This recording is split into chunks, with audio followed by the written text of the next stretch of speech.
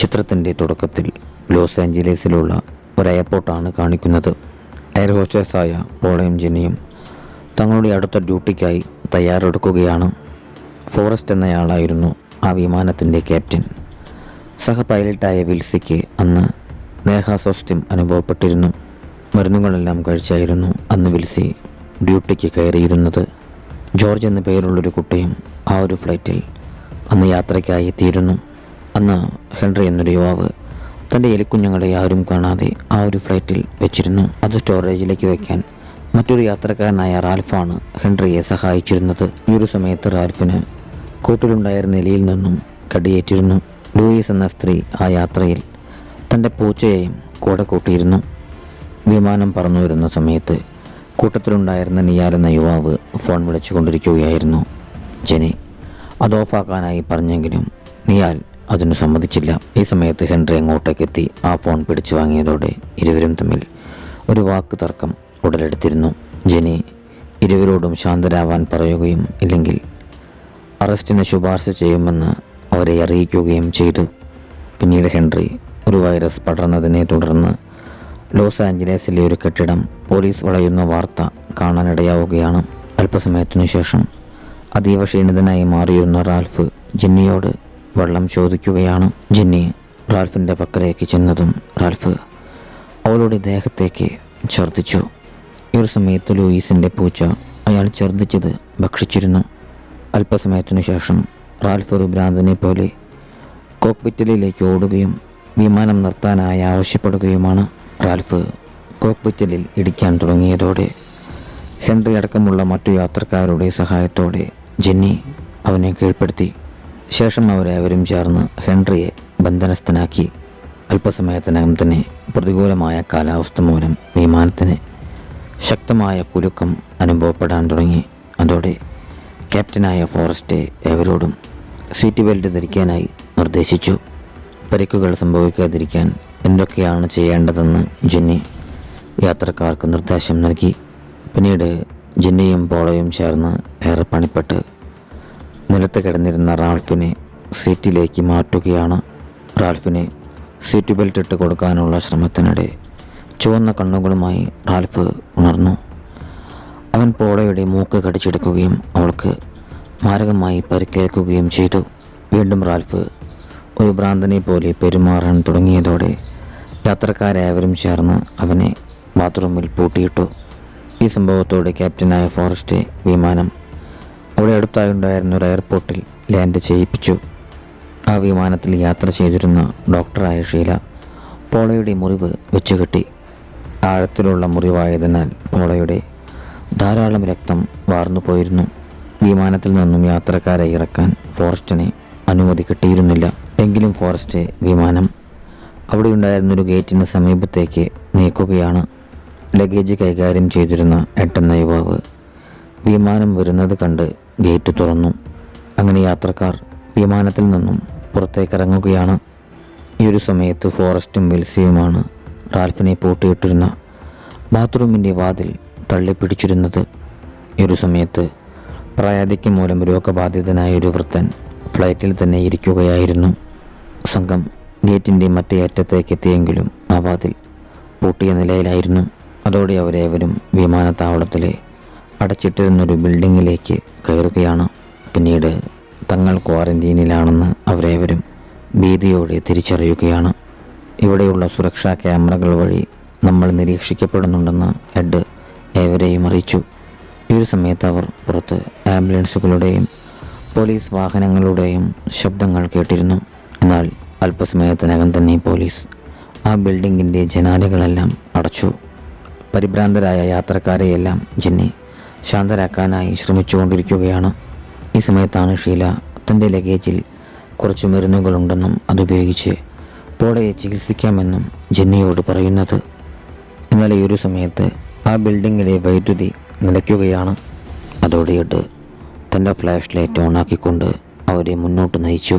വിമാനത്തിലേക്കെത്തിയവർക്ക് അവിടെ റാൽഫിനെ കാവൽ നിന്നിരുന്ന വിൽസിയെയും ഫോറസ്റ്റിനെയും കാണാൻ സാധിച്ചിരുന്നില്ല. വാഷ്റൂമിൻ്റെ വാതിൽ തുറന്നു നോക്കിയപ്പോൾ അതിനുള്ളിൽ റാൽഫും ഉണ്ടായിരുന്നില്ല.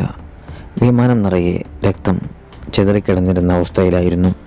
ഈ ഒരു സമയത്തും ആ വൃദ്ധൻ വിമാനത്തിനകത്തു തന്നെ ഇരിക്കുകയായിരുന്നു. എന്നാൽ ഈ സമയത്ത് അയാളുടെ ഭാര്യ അയാളോടൊപ്പം ഉണ്ടായിരുന്നില്ല. സംസാരിക്കാൻ വയ്യാതിരുന്നിരുന്ന ആ വൃദ്ധൻ താഴേക്ക് നോക്കി എന്തോ കാണിച്ചു കൊടുക്കാനായി ശ്രമിക്കുന്നുണ്ടായിരുന്നു. എന്നാൽ ഒന്നും മനസ്സിലാവാതെ ജെന്നിയും കൂട്ടരും ആശ്ചര്യപ്പെട്ട് നിൽക്കുകയാണ്. പിന്നീടവർ മെഡിക്കൽ കിറ്റ് കൈവശപ്പെടുത്താനായി ലഗേജ് വെച്ചിരിക്കുന്ന ഭാഗത്തേക്ക് പോവുകയാണ്. ഇതേ സമയം നിയാൽ തൻ്റെ സൂട്ട്കേസിൽ നിന്നും തോക്കെടുത്തിരുന്നു. ഈ ഒരു സമയത്ത് നിഗൂഢമാർന്ന ശബ്ദം പുറപ്പെടുവിച്ചുകൊണ്ട് ഒരെലി അവർക്കിടയിലൂടെ കടന്നുപോയി. അത് ഹെൻറി കൊണ്ടുവന്നിരുന്ന ആ എലികളായിരുന്നു. താമസിയാതെ തന്നെ മെഡിക്കൽ കിറ്റ് ജെന്നി കണ്ടെടുത്തിരുന്നു. തിരികെ കയറുന്ന സമയത്ത് രക്തം പുരണ്ട നിലയിൽ കിടന്നിരുന്ന കൂടെ വന്നിരുന്ന യാത്രക്കാരൻ്റെ ലാപ്ടോപ്പ് ജെന്നി കണ്ടിരുന്നു. ഉടനെ സോംബിയായി മാറിയിരുന്ന ഫോറസ്റ്റ് ജെന്നിയെ ആക്രമിക്കാൻ ശ്രമിച്ചു. കൂടെ വന്നിരുന്നവർ അയാളെ തടയാനായി പരിശ്രമിക്കുകയാണ്. ഈ ഒരു കാഴ്ച കണ്ട നിയാലെ സോംബിയായി മാറിയ ഫോറസ്റ്റിനെ വെടിവെച്ചു കൊന്നു. ഈ ഒരു സമയത്ത് ഫോറസ്റ്റിൻ്റെ രക്തം നിയാലിൻ്റെ മുഖത്തേക്ക് തെറിച്ചിരുന്നു. തിരികെ വരുന്ന സമയത്ത് അവർ കസാരയിൽ നിന്നും വലിച്ചിട്ട നിലയിൽ വൃദ്ധനെ കണ്ടെത്തി. ഈ സമയത്ത് കൂടെ വന്നിരുന്നൊരു യാത്രക്കാരൻ രക്തത്തിന് കുളിച്ച് കടിയേറ്റ നിലയിൽ അവിടെ കിടന്നിരുന്നു. വരുന്ന വഴിയിൽ അവർ കൊണ്ടുവന്നിരുന്ന വൃദ്ധൻ്റെ ഭാര്യ മാറി നിന്ന് കരയുന്നത് കാണാനിടയായി. ഉടനെ ആ ഒരു സ്ത്രീ സോംബിയായി മാറുകയും ജെന്നിയെ ആക്രമിക്കാനായി ശ്രമിക്കുകയുമാണ്. ഭാഗ്യവശാൽ ജെന്നിക്ക് ഓടി മാറുവാനായി സാധിച്ചു. അതോടെ കൂടെയുണ്ടായിരുന്ന ഏവരും ചേർന്ന് ആ സ്ത്രീ നിന്നിരുന്ന റൂമിൻ്റെ വാതിൽ പൂട്ടി. ജെന്നിയും കൂട്ടരും മെഡിക്കൽ കിറ്റുമായി തിരിച്ചെത്തി. അങ്ങനെ ഷീല പോളയെ പരിചരിക്കുകയാണ്. മുഖത്ത് രക്തക്കറയുണ്ടായിട്ടും നിയാലെ തൻ്റെ കാമുകിയെ ചുംബിച്ചിരുന്നു. സോംബികൾ അകത്തേക്ക് പ്രവേശിക്കാതിരിക്കാനായി അവർ മേശയും മറ്റും വാതിലിനോട് ചേർത്തിട്ടു. ഈ ഒരു സമയത്ത് ജെന്നി ക്യാമ്പിനകത്ത് രക്തക്കറകൾ കണ്ടിരുന്നു. പക്ഷേ അത് എവിടെ നിന്നാണ് വന്നതെന്ന് അവൾക്ക് മനസ്സിലാക്കുവാനായി സാധിച്ചിരുന്നില്ല. അല്പസമയത്തിനു ശേഷം ചുവന്ന കണ്ണുകളോട് കൂടിയ സോംബിയായി മാറിയൊരെലിയെ കൂട്ടത്തിലുണ്ടായിരുന്ന വൃദ്ധൻ കാണാനിടയായി. സംസാരിക്കാൻ സാധിക്കാത്തതിനാൽ ഇക്കാര്യം മറ്റുള്ളവരെ അറിയിക്കാൻ അദ്ദേഹത്തിന് സാധിച്ചിരുന്നില്ല. ഉടനെ ആ ഒരെലി വൃദ്ധൻ്റെ തലയിലേക്ക് ചാടുകയും അദ്ദേഹത്തെ കടിക്കുകയും ചെയ്തു. ജോർജ് എന്ന കുട്ടി എലിയെ തട്ടിമാറ്റി. പിന്നീട് അവർ ആ എലിയെ പിടികൂടി. ശേഷം അവർ സോംബികളായി മാറുമെന്നുള്ള ഭയം മൂലം പോളയെയും വൃദ്ധനെയും അവിടെ ഉണ്ടായിരുന്നൊരു റൂമിലേക്ക് മാറ്റി. പിടികൂടിയിരുന്ന എലിയെ പരിശോധിച്ചതോടെ അത് ഒരു ലാബിൽ നിന്നും രക്ഷപ്പെട്ടതാണെന്ന് സംഘം മനസ്സിലാക്കി. ഈ എലിയെ കൊണ്ടുവന്നത് ഹെൻറിയാണെന്നും താനത് കണ്ടിട്ടുണ്ടായിരുന്നുവെന്നും ജോർജ് വെളിപ്പെടുത്തി. എന്നാൽ ഈ ഒരു സംഭവം ഹെൻറി നിഷേധിക്കുകയാണ്. അതോടെ ജെന്നി ഹെൻറിയെ മാറ്റി നിർത്തി സത്യാവസ്ഥ ചോദിച്ചറിയുവാനായി ശ്രമിച്ചു. താനങ്ങനെ ചെയ്തിട്ടില്ലെന്നും അത് ലാബിലെ എലിയല്ലെന്നും ഹെൻറി ആണയിട്ട് പറഞ്ഞു. ഹെൻറിയുടെ വാക്കുകളെ ജെന്നി വിശ്വസിച്ചു. ശേഷം അവരിരുവരും ആലിംഗനം ചെയ്തു. ഈ ഒരു സമയത്താണ് സോംബിയായ റാൽഫ് അവിടേക്ക് ഓടിയെത്തുന്നത്. റാൽഫ് ജെന്നിക്കു നേരെ ചാടി വീണെങ്കിലും ഹെൻറിയും ബാക്കിയുള്ളവരും ചേർന്ന് റാൽഫിൻ്റെ കഴുത്തിൽ കുരുക്കിടുകയും അവനെ കഴുത്തു ഞെരിച്ച് കൊലപ്പെടുത്തുകയും ചെയ്തു. ഈ സമയത്ത് ആരോഗ്യ പ്രവർത്തകർ ഈ ഒരു കെട്ടിടത്തിനകത്തേക്ക് വരുന്നുണ്ടെന്നും പറഞ്ഞുകൊണ്ട് എഡിന് ഒരു സന്ദേശം ലഭിച്ചു. പുറത്തു കടക്കാമെന്നുള്ള പ്രതീക്ഷയോടെ അവരേവരും വാതിലിനരികിലേക്ക് ചെന്നു. എന്നാൽ അവരെ പരിശോധിക്കാനായി 4 ഉദ്യോഗസ്ഥർ അകത്തേക്ക് പ്രവേശിക്കുകയാണ് ചെയ്തത്. തോക്ക് ചൂണ്ടിയെത്തിയിരുന്ന ആ ഉദ്യോഗസ്ഥർ നിയാലിൻ്റെ തോക്ക് പിടിച്ചു വാങ്ങി. പിന്നീട് കുത്തിവെപ്പുകൾ എടുക്കാനായി ഉദ്യോഗസ്ഥർ അവർ പൂട്ടിയിട്ടിരുന്ന പോളയെയും വൃദ്ധനെയും പുറത്തേക്കിറക്കി. കുത്തിവയ്പ്പുകൾ ഒരു പ്രോട്ടോകോൾ മാത്രമാണെന്നും ഇതിനെ ഏവരും സമ്മതിക്കണമെന്നും ഉദ്യോഗസ്ഥർ അവരോട് പറഞ്ഞു. പോളയ്ക്കും വൃദ്ധനും കുത്തിവയ്പ്പുകൾ എടുത്തുവെങ്കിലും മറ്റുള്ളവർ അത് ചെയ്യാനായി മടിച്ചു നിൽക്കുകയാണ്. അതോടെ പൂച്ചയുമായി വന്നിരുന്ന വൃദ്ധയായ ലൂയിസ് കുത്തിവയ്പ്പെടുക്കാനായി മുന്നോട്ട് വന്നു. എന്നാൽ ഈ ഒരു സമയത്ത് വൃദ്ധയുടെ പൂച്ച വൃദ്ധയെ കടിച്ചുകൊണ്ട് ഔചാരിതമാം വിധം ഓടിമാറി. ഇത് കണ്ട ഉദ്യോഗസ്ഥർ പൂച്ചയെ വെടിവെച്ച് കൊല്ലാനായി ശ്രമിച്ചെങ്കിലും സാധിച്ചിരുന്നില്ല. ഈ ഒരു സമയത്ത് സോംബിയായി മാറിയ വൃദ്ധൻ ഉദ്യോഗസ്ഥനെ കടിക്കുകയാണ്. ഉടൻ തന്നെ ബാക്കിയുള്ള ഉദ്യോഗസ്ഥർ വൃദ്ധനു നേരെ നിറയൊഴിക്കുകയും അയാളെ കൊലപ്പെടുത്തുകയും ചെയ്തു. പിന്നീട് ഉദ്യോഗസ്ഥർ പരിക്കേറ്റിരുന്ന തങ്ങളുടെ സഹപ്രവർത്തകനെയും കൂട്ടി അവിടെ നിന്നും പുറത്തു കടക്കുവാനായി ശ്രമിക്കുകയാണ്. എന്നാൽ ഈ ഒരു സമയത്ത് പുറത്തേക്ക് കടക്കാനുള്ള വാതിൽ ലോക്ക് ചെയ്യപ്പെട്ടു. അതോടെ ഉദ്യോഗസ്ഥർ പരിഭ്രാന്തരാവുകയും അവർ തങ്ങളുടെ പക്കലുണ്ടായിരുന്ന തോക്ക് ഉപയോഗിച്ച് വാതിലിൻ്റെ ലോക്ക് തകർത്ത് പുറത്തേക്ക് കടക്കുവാനായി ശ്രമിക്കുകയാണ്.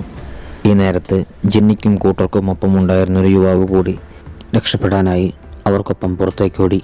എന്നാൽ ഇൻഫെക്ഷൻ ബാധിച്ചിട്ടുണ്ടെന്നുള്ള ഭീതി മൂലം പോലീസ് അവരെ വെടിവെച്ച് കൊല്ലുകയാണ്.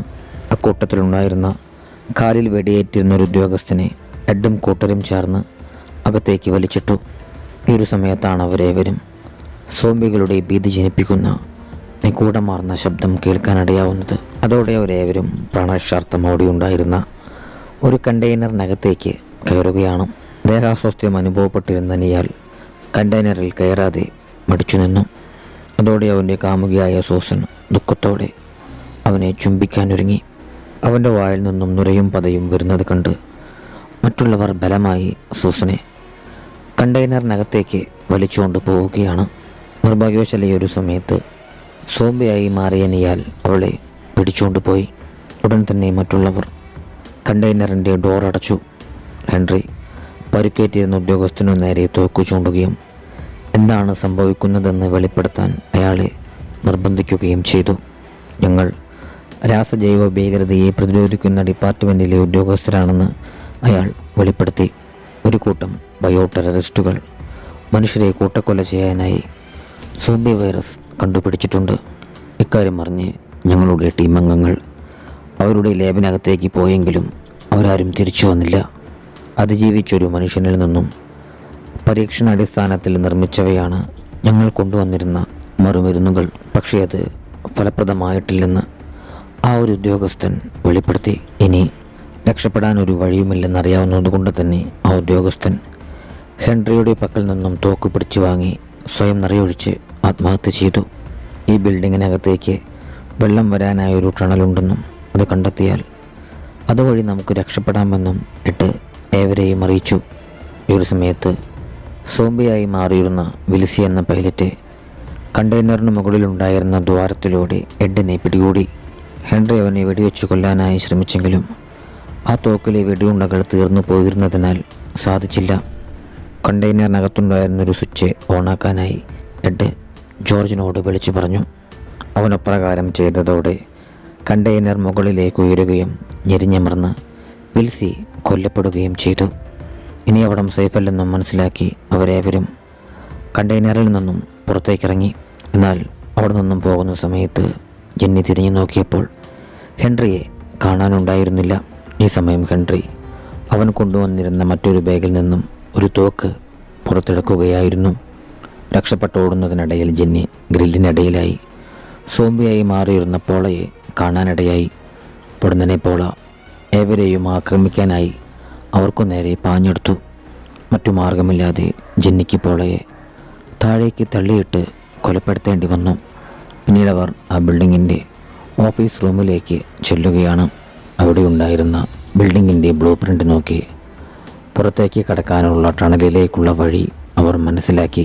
ഈ ഒരു സമയത്താണ് ജോർജ് സംശയ ദൂരീകരണത്തിനായി താൻ മോഷ്ടിച്ചിരുന്ന ഹെൻറിയുടെ ബാഗ് ഏവരെയും കാണിക്കുന്നത്. അതിനുള്ളിൽ സംശയാസ്പദമായ ചില രേഖകൾ ഉണ്ടായിരുന്നു. അതിൽ നിന്നും സോംബി വൈറസ് ഉണ്ടാക്കിയത് ഹെൻറി ആയിരുന്നുവെന്ന് അവർക്ക് മനസ്സിലായി. ഹെൻറിയുടെ ആ ഒരു ബാഗിൽ ഒരു ബോക്സ് കൂടി ഉണ്ടായിരുന്നു. പൊടുന്നനെ സോംബികളായി മാറിയിരുന്ന നിയാലും സൂസനും അവരെ ആക്രമിക്കാനെത്തി. തക്ക സമയത്ത് ഹെൻറി അങ്ങോട്ടേക്കെത്തി ആ 2 സോംബികളെയും വെടിവെച്ചു കൊന്നു. ഇതിനിടെ ഹെൻറിക്കും കടിയേറ്റിരുന്നു. ജോർജ് ആ ബോക്സ് തുറന്നു. അതിനകത്ത് കുറച്ച് മരുന്നുകളും സിറിഞ്ചുമാണ് ഉണ്ടായിരുന്നത്. അതോടുകൂടി സോംബി ഇരകളെ കൊണ്ടുവന്നത് താൻ തന്നെയാണെന്ന് ഹെൻറി സമ്മതിച്ചു. ഉദ്യോഗസ്ഥൻ പറഞ്ഞിരുന്ന ലാബിൽ സോംബി വൈറസ് ഉണ്ടാക്കിയത് ഹെൻറി ഉൾപ്പെട്ടിരുന്ന ആളുകളായിരുന്നു. പ്രകൃതിയെ രക്ഷിക്കാനായി മനുഷ്യരെ ഭൂമിയിൽ നിന്നും തുടച്ചു നീക്കുക എന്നുള്ളതായിരുന്നു ഹെൻറിയുടെയും കൂട്ടരുടെയും ഉദ്ദേശം. പിന്നീട് ജോർജിൻ്റെ കയ്യിലുള്ള മറുമരുന്ന് ചോദിച്ചുകൊണ്ട് ഹെൻറി ജെന്നിക്കു നേരെ തോക്കു ചൂണ്ടി. അവനെ തടയാനായി എഡ് ഹെൻറിക്കു നേരെ ചാടി വീണെങ്കിലും ഹെൻറി അവനെ വെടിവെച്ച് കൊലപ്പെടുത്തി. ഇത് കണ്ടവരും ഭയന്നു വിറയ്ക്കുകയും കയ്യിലുണ്ടായിരുന്ന മറുമരുന്ന് അവർ ഹെൻറിക്ക് കൈമാറുകയും ചെയ്തു. ആ മരുന്ന് ഹെൻറി ഇൻഫെക്റ്റഡായ തൻ്റെ രക്തത്തിൽ കലർത്തുകയും അത് കൺപോളയിലൂടെ ശരീരത്തിലേക്ക് കുത്തിവെക്കുകയും ചെയ്തു. പിന്നീട് ഹെൻറി പുറത്തു കടക്കാനായി ബിൽഡിങ്ങിൻ്റെ ബ്ലൂ പ്രിൻ്റുകൾ കൈവശപ്പെടുത്തി. ശേഷം ഹെൻറി ജോർജിനെ ബന്ദിയാക്കി അവനെയും കൂട്ടി അവിടെ നിന്നും പോകാനൊരുങ്ങുകയാണ്. തടയാൻ ശ്രമിച്ച ജെന്നിയെ ഹെൻറി അടിച്ചു വീഴ്ത്തി. ഹെൻറി പോയതോടെ ഷീലയും ജെന്നിയും അവിടെ നിന്നും രക്ഷപ്പെടാനായി ശ്രമിക്കുകയാണ്. ഹെൻറിയെ കണ്ടെത്താനായി ഷീലയും ജെന്നിയും രണ്ടു വഴിക്കായി തിരിഞ്ഞ് അന്വേഷണം ആരംഭിച്ചു. ഉടനെ ഒരു സോംബി ജെന്നിയുടെ പക്കലേക്ക് ചാടി വീണു. ജെന്നി സധൈര്യം തന്നെ അതുമായി പോരാടുകയും ഒരു മെഷീൻ ഉപയോഗിച്ചടിച്ച് അതിനെ കൊലപ്പെടുത്തുകയും ചെയ്തു. പിന്നീട് ജെന്നി അവിടെ നിന്നും ഷീലയുടെ പക്കലേക്ക് ചെല്ലുകയാണ്. പോകുന്ന വഴിയിൽ സോംബികൾ ഉണ്ടായിരുന്നതിനാൽ ശബ്ദമുണ്ടാക്കാതെ അവൾ നടന്നു നീങ്ങി. തനിക്ക് കടിയേറ്റെന്നും പറഞ്ഞ് ഷീല തൻ്റെ പക്കലുണ്ടായിരുന്ന തെർമൽ ഗ്ലാസ് ജെന്നിക്ക് കൈമാറി. ജെന്നിക്ക് ജോർജിനെ കണ്ടെത്താനായി ഷീല അവിടെ ഉണ്ടായിരുന്ന തുറസായ സ്ഥലത്തേക്ക് ചെല്ലുകയും ഉച്ചത്തിൽ ശബ്ദമുണ്ടാക്കാൻ ആരംഭിക്കുകയും ചെയ്തു. സോംബികളുടെ ശ്രദ്ധ തന്നിലേക്ക് ആകർഷിച്ച് ജെന്നിക്ക് രക്ഷപ്പെടാൻ വേണ്ടിയായിരുന്നു അവൾ അപ്രകാരം ചെയ്തിരുന്നത്.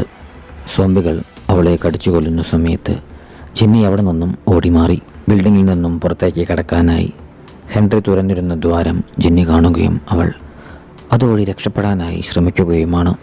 നിർഭാഗ്യവശാൽ ഈ ഒരു സമയത്ത് അവിടേക്ക് എത്തിയിരുന്നൊരു സോംബിയിൽ നിന്നും ജെന്നിക്ക് കടിയേറ്റിരുന്നു. അങ്ങനെ ജെന്നി ആ ഒരു രഹസ്യ വഴിയിലൂടെ മുന്നോട്ട് നീങ്ങിക്കൊണ്ടിരിക്കുകയാണ്. രക്തത്തുള്ളികൾ പിന്തുടർന്ന് അവൾ മുന്നോട്ടേക്ക് നീങ്ങി. പോകുന്ന വഴിയിൽ അവൾ എലികളെ കണ്ട് ഭയചകിതയായെങ്കിലും ഭാഗ്യവശാൽ ആ എലികൾക്ക് സോംബി വൈറസ് പിടിപെട്ടിരുന്നില്ല. പിന്നീട് അവൾ രക്തം പുരണ്ട് ഉപേക്ഷിക്കപ്പെട്ട നിലയിലുള്ള ഹെൻറിയുടെ മേൽവസ്ത്രങ്ങൾ കണ്ടെത്തി. അതിൻ്റെ അടുത്തായി ഹെൻറി ബന്ദിയാക്കിയിരുന്ന ജോർജും ഉണ്ടായിരുന്നു. ഹെൻറിയുടെ മറുമരുന്ന് ഫലപ്രദമായില്ലെന്നും അവൻ എലിയെപ്പോലെയുള്ള സോംബിയായി മാറിയെന്നും ജോർജ് ജെന്നിയോട് പറഞ്ഞു. ഇവിടേക്ക് ഇറങ്ങേണ്ടെന്നും ഹെൻറി നിങ്ങളെ ആക്രമിക്കുമെന്നും ജോർജ് അവളെ അറിയിച്ചു. എങ്കിലും ജോർജിനെ രക്ഷിക്കാനായി ജെന്നി അവൻ്റെ പക്കലേക്ക് ചെല്ലുകയാണ്. പെട്ടെന്ന് സോംബിയായി മാറിയ ഹെൻറി എങ്ങോട്ടേക്കെത്തി ജെന്നിയെ ആക്രമിക്കാൻ ആരംഭിച്ചു. ഭാഗ്യവശാൽ ഈ ഒരു സമയത്ത് ജെന്നിക്ക് താഴെ വീണ് കിടന്നിരുന്ന ഹെൻറിയുടെ തോക്ക് ലഭിക്കുകയും അതുപയോഗിച്ച് ജെന്നി ഹെൻറിയെ വെടിവെച്ച് വീഴ്ത്തുകയും ചെയ്തു.